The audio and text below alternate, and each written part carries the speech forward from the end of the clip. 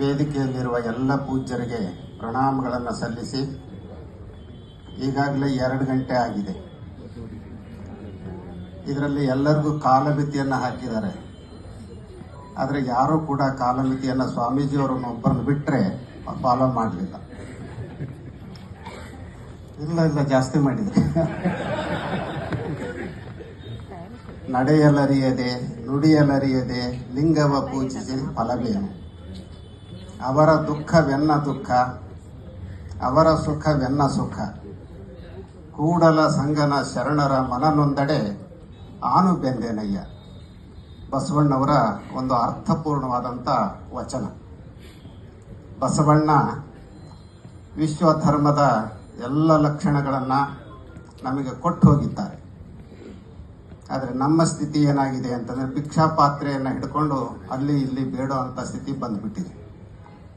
ನಾವು ಸಂಘಟಿತರಾದರೆ, ನಮ್ಮ ನಡೆನುಡಿಗಳನ್ನು ಒಂದಾಗಿಸಿಕೊಂಡ್ರೆ, ಅರಿವು ಆಚಾರವುಳ್ಳವರಾದರೆ ಮತ್ತೆ ನಾವು ಲಿಂಗಾಯತ ಧರ್ಮದ ಪ್ರತ್ಯೇಕತೆಗೆ ಹೋರಾಟ ಮಾಡೋ ಅಗತ್ಯನೇ ಬೀಳಲ್ಲ, ಅದು ತಾನಾಗಿಯೇ ಬರುತ್ತೆ.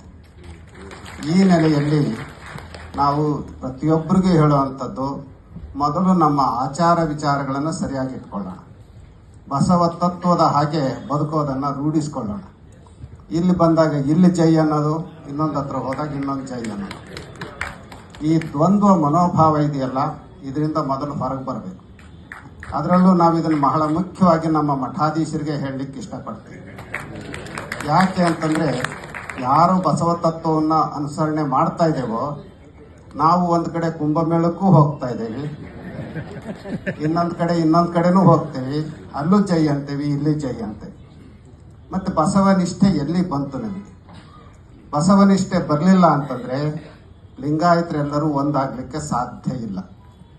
ಹಾಗಾಗಿ ಎಷ್ಟೋ ಸಾರಿ ನಾವು ಹೇಳ್ತಾ ಇರ್ತೇವೆ, ನಮಗಿಂತ ಭಕ್ತರೇ ಭಾಳ ಶ್ರೇಷ್ಠರೇನೋ ಅಂತ. ನಿಜವಾದ ಬಸವ ತತ್ವವನ್ನು ಅನುಸರಣೆ ಮಾಡುವಂಥವ್ರು, ಅದರಂತೆ ನಡ್ಕೊಳ್ಳುವಂಥವ್ರು ಹೆಚ್ಚು ಜನ ಭಕ್ತರು ಸಿಗ್ತಾರೆ, ಹೆಚ್ಚು ಜನ ಸ್ವಾಮಿಗಳು ಸಿಗ್ತಾ ಇಲ್ಲ. ಇದು ಒಂದು ದುರಂತ. ಆದರೂ ಕೂಡ ಜನ ಸ್ವಾಮಿಗಳಿಗೆ ಮನ್ನಣೆ ಕೊಡ್ತಾರೆ. ಅಲ್ಲಿ ಬೇಕಾಗಿರೋಂಥದ್ದು ನಿಷ್ಠುರತೆ. ನ್ಯಾಯ ನಿಷ್ಠುರಿ ದಾಕ್ಷಿಣ್ಯ ಪರ ನಾನಲ್ಲ, ಲೋಕ ವಿರೋಧಿ ಶರಣ ಆರಿಗೂ ಅಂಜುವವನಲ್ಲ. ಇಂಥ ಗಟ್ಟಿತನವನ್ನು ಭಕ್ತರು ಬೆಳೆಸ್ಕೊಳ್ಬೇಕು, ಸ್ವಾಮಿಗಳು ಬೆಳೆಸ್ಕೊಳ್ಬೇಕು.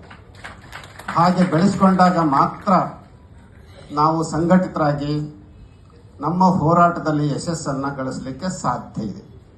ಇದನ್ನು ಸಾಂಕೇತಿಕವಾಗಿ ಹೇಳುತ್ತಾ, ಇವತ್ತು ಒಂದು ಅಪರೂಪದ ವಚನ ದರ್ಶನ, ಮಿಥ್ಯ ವರ್ಸಸ್ ಸತ್ಯ, ಈ ಕೃತಿಯನ್ನು ನೀವು ಗಮನಿಸ್ತಾ ಇದ್ದೀರಿ. ಬರೀ ನಮ್ಮ ಜನ ಭಾಷಣ ಕೇಳಿ ಎತ್ತು ಹೋದ್ರೆ ಪ್ರಯೋಜನ ಇಲ್ಲ. ಒಂದೊಂದು ಕೃತಿಯನ್ನಾದರೂ ಕೊಂಡು ಓದುವಂಥ ಪ್ರವೃತ್ತಿಯನ್ನು ಬೆಳೆಸ್ಕೊಳ್ಬೇಕು. ಮೊಬೈಲ್ನಲ್ಲಿ ಸಾಕಷ್ಟು ಓದ್ತಾ ಇದ್ದೀರಿ. ಮೊಬೈಲ್ನಲ್ಲಿ ಓದೋದಲ್ಲ, ಈ ಪುಸ್ತಕಗಳು ಕೊಡುವಂಥ ಸಂತೋಷವನ್ನು ನಿಮ್ಮ ಮೊಬೈಲ್ ಕೊಡಲಿಕ್ಕೆ ಸಾಧ್ಯ ಇಲ್ಲ. ಹಾಗಾಗಿ ಈ ಪುಸ್ತಕವನ್ನು ಓದುವಂಥ ಪ್ರವೃತ್ತಿಯನ್ನು ಬೆಳೆಸ್ಕೊಳ್ಬೇಕು. ಇದು 308 ಪುಟಗಳ ಒಂದು ಬೃಹತ್ ಪುಸ್ತಕನೇ. ಅದರಲ್ಲಿ 2 ಅಧ್ಯಾಯಗಳನ್ನು ಅವರು ಮಾಡಿದ್ದಾರೆ. ಒಂದು ವಚನ ಧರ್ಮದ ಸೈದ್ಧಾಂತಿಕ ಆಯಾಮಗಳು ಅಂತ ಹೇಳಿ 8 ಜನ ಲೇಖಕರು ಲೇಖನಗಳನ್ನು ಬರೆದಿದ್ದಾರೆ. 2ನೇ ಭಾಗ ವಚನ ಧರ್ಮದ ಪ್ರತಿಭಟನೆಯ ಆಯಾಮಗಳು, ಆಮೇಲೆ ಮಾತಾಡೋಣ್ರಿ. ಅಲ್ಲಿ 10 ಜನ ಲೇಖಕರು ತಮ್ಮ ಲೇಖನಗಳನ್ನು ಬರೆದಿದ್ದಾರೆ. ಈ 18 ಲೇಖನಗಳಲ್ಲಿ ನೈಜ ಬಸವ ತತ್ವ ಏನು ಅನ್ನೋದನ್ನು ಮಾತ್ರ ಪ್ರತಿಪಾದನೆ ಮಾಡಲಾಗಿದೆ.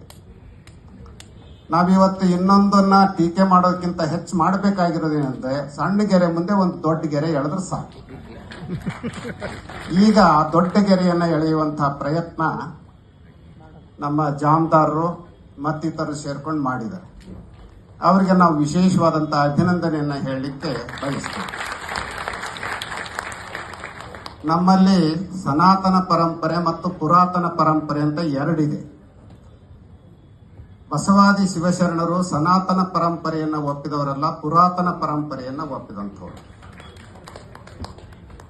ಆ ಪುರಾತನ ಪರಂಪರೆಯಲ್ಲಿ ಇರೋವಂಥದ್ದೇನು ಅಂತಂದರೆ, ಒಬ್ಬ ಮತ್ತೊಬ್ಬರನ್ನು ಪ್ರೀತಿಸಬೇಕು, ಒಬ್ಬ ಇನ್ನೊಬ್ಬನನ್ನು ಗೌರವಿಸಬೇಕು, ಯಾವುದೇ ರೀತಿಯ ಮೂಢಾಚರಣೆಗಳನ್ನು ಆಚರಿಸಬಾರ್ದು.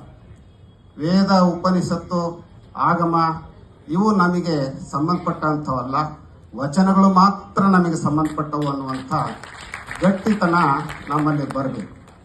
ಯಾಕೆ ನಾವು ಇದನ್ನು ಒತ್ತಿ ಒತ್ತಿ ಹೇಳ್ತಾ ಇದ್ದೇವೆ ಅಂತಂದ್ರೆ, ಬಹುಶಃ ಎಲ್ಲ ಕೃತಿಗಳಿಗಿಂತ ಶ್ರೇಷ್ಠ ಕೃತಿ ಯಾವುದು ಅಂತಂದ್ರೆ ಬಸವಾದಿ ಶಿವಶರಣರ ವಚನ ಸಾಹಿತ್ಯ. ಆ ವಚನ ಸಾಹಿತ್ಯದ ಮುಂದೆ ಇನ್ನು ಯಾವ ಕೃತಿಗಳು ಶ್ರೇಷ್ಠ ಅಂತ ನಾವು ಹೇಳಲಿಕ್ಕೆ ಇಷ್ಟಪಡೋಲ್ಲ. ಆ ವಚನ ಸಾಹಿತ್ಯವನ್ನು ಓದ್ತಾ ಓದ್ತಾ ಓದ್ತಾ ನಮ್ಮ ಅಂತರಂಗ ಶುದ್ಧಿಯೂ ಆಗುತ್ತೆ, ಬಹಿರಂಗ ಶುದ್ಧಿಯೂ ಆಗುತ್ತೆ, ಬದುಕು ಹಸನಾಗುತ್ತೆ. ಆ ನೆಲೆಯಲ್ಲಿ ಆ ವಚನ ಸಾಹಿತ್ಯವನ್ನು ಹೆಚ್ಚು ಹೆಚ್ಚು ಅಧ್ಯಯನ ಮಾಡುವ ಪ್ರವೃತ್ತಿಯನ್ನ ನಮ್ಮ ಜನ ಬೆಳೆಸ್ಕೊಳ್ಬೇಕಾಗಿದೆ. ನೀವು ಏನೇನೋ ಯಾವುದೇ ಒಂದು ಶಾಲೆ ಕಾಲೇಜುಗಳಲ್ಲೂ ಕೂಡ ವಚನ ಸಾಹಿತ್ಯವನ್ನು ಕಲಿಸ್ತಾ ಇಲ್ಲ. ಹಾಗಾಗಿ ನಾವು ಸರ್ಕಾರಕ್ಕೆ ಮತ್ತೆ ಮತ್ತೆ ಒತ್ತಡ ತರ್ತಾ ಇರ್ತೇವೆ. ಎಲ್ಲ ಪಠ್ಯ ಪುಸ್ತಕಗಳಲ್ಲೂ ವಚನಗಳನ್ನು ನೀವು ಒಂದು ಪಠ್ಯವಾಗಿ ಹಾಕಬೇಕು. ಅದು ಕನ್ನಡ ಇರ್ಬೋದು, ಇಂಗ್ಲಿಷ್ ಇರ್ಬೋದು, ಮತ್ತಾವುದೇ ಇರ್ಬೋದು. ಅದ ವಚನಗಳನ್ನು ಸೇರಿಸಿದ್ರೆ ಖಂಡಿತ ನಮ್ಮ ಮಕ್ಕಳ ಭವಿಷ್ಯ ಬದಲಾವಣೆ ಆಗ್ಲಿಕ್ಕೆ ಸಾಧ್ಯ ಆಗುತ್ತೆ. ಇದನ್ನ ಸರ್ಕಾರ ಮಾಡಬೇಕು ಅನ್ನೋದನ್ನ ನಾವು ಈ ಮೂಲಕ ಹೇಳಲಿಕ್ಕೆ ಇಷ್ಟಪಡ್ತೀವಿ. ಇನ್ನು ವಚನಗಳು ಉಳಿಯುವಂಥದ್ದು ನಾವು ಕನ್ನಡವನ್ನು ಕಲಿತಾಗ ಮಾತ್ರ. ಕನ್ನಡವನ್ನೇ ಕಲಿದೇ ಇದ್ರೆ ಗತಿ ಏನು? ಇವತ್ತು ನಮ್ಮ ಶಾಲಾ ಕಾಲೇಜುಗಳಲ್ಲಿ ಆಂಗ್ಲ ಭಾಷೆಯ ವ್ಯಾಮೋಹ ಹೆಚ್ಚಾಗ್ತಾ ಇದೆ. ನಮ್ಮ ಮಕ್ಕಳನ್ನೇ ನಾವು ಆಂಗ್ಲ ಭಾಷೆಗೆ ಕಳಿಸ್ತಾ ಇದ್ದೇವೆ.